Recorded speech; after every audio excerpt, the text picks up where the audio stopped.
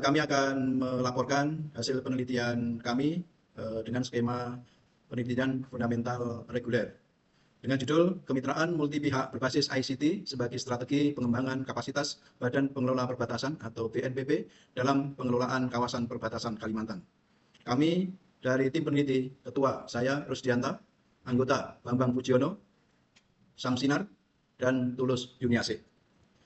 Latar belakang masalah penelitian ini adalah bahwa ada kompleksitas isu kawasan perbatasan, baik dari sisi multisektor dan multi aktor. Sementara BNPB memiliki keterbatasan, baik itu sumber daya manusia, anggaran, kewenangan, dan lain-lain. Untuk mengatasi itu, maka kemitraan multi pihak menjadi solusi untuk peningkatan kapasitas BNPB.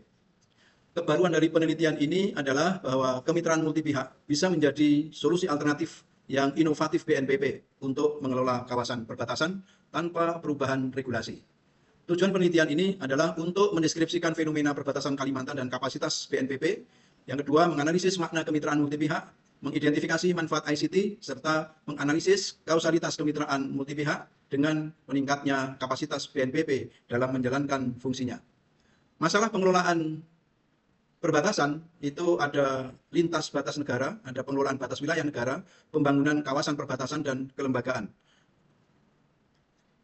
Kalimantan memiliki perbatasan dengan Malaysia, yaitu sepanjang 2019 km, kemudian terdiri dari 3 provinsi, yaitu Kalimantan Barat terdiri dari 5 kabupaten, 15 kecamatan, Kalimantan Timur terdiri dari 1 kabupaten, 1 kecamatan, dan Kalimantan Utara terdiri dari 2 kabupaten, 22 kecamatan. Secara geografi, kawasan perbatasan terisolasi, kemudian secara infrastruktur transportasi masih kurang, pendidikan juga masih kurang, kesehatan, infrastruktur digital, serta ketimpangan ekonomi dengan negara tetangga juga masih timpang. Nah, sementara BNPB yang terdiri dari harus melakukan koordinasi terhadap 27 kementerian dan lembaga, sementara ada 18 provinsi yang memiliki kawasan perbatasan negara. Nah, di situ nanti ada sekretariat tetap, ya, yang kemudian ada 3 deputi. Nah, setelah kami melakukan penelitian, maka kapasitas BNPB yang terdiri dari 3 level, yaitu SDM, organisasi, dan sistem, di mana SDM-nya masih belum cukup, kompetensi khusus juga belum ada, diklatnya juga masih menginduk kepada Kemendagri. Sementara dari level organisasi, anggarannya masih minim, mekanismenya sudah cukup baik, regulasinya juga sudah baik, cukup lengkap, tetapi kewenangannya hanya terbatas pada koordinasi, integrasi, kemudian sinkronisasi, dan sinergitas. Kemudian koordinasi internal ada, namun belum optimal. Secara sistem itu ada undang-undang, ada perpres, ada inpres, kemudian pengaruh dari COVID-19 itu mendorong pemanfaatan ICT di BNPB. Terus kemudian jaringan kemitraan juga mengalami peningkatan kinerja. Nah, mitra BNPB itu ada beberapa seperti Kadin, kemudian ada universitas, ada masyarakat, ada media, dan ada tokoh adat.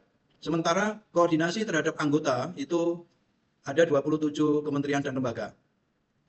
Nah, dari hasil analisis kami, maka BNPB itu melakukan koordinasi dengan kementerian lembaga, sementara kemitraan itu dilakukan dengan beberapa pihak luar yang kemudian ternyata meningkatkan kemampuan dari BNPB dalam pengelolaan perbatasan.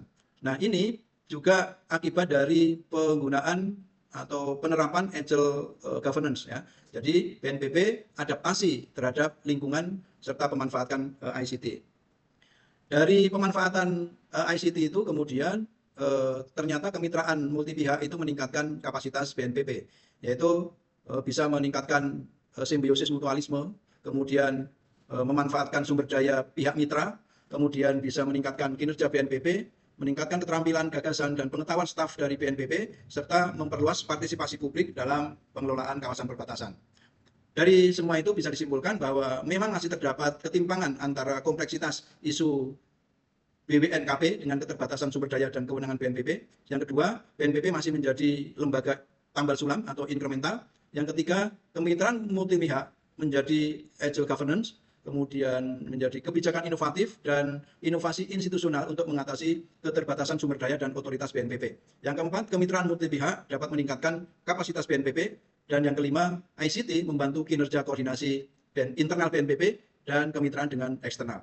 Demikian hasil penelitian kami. Terima kasih.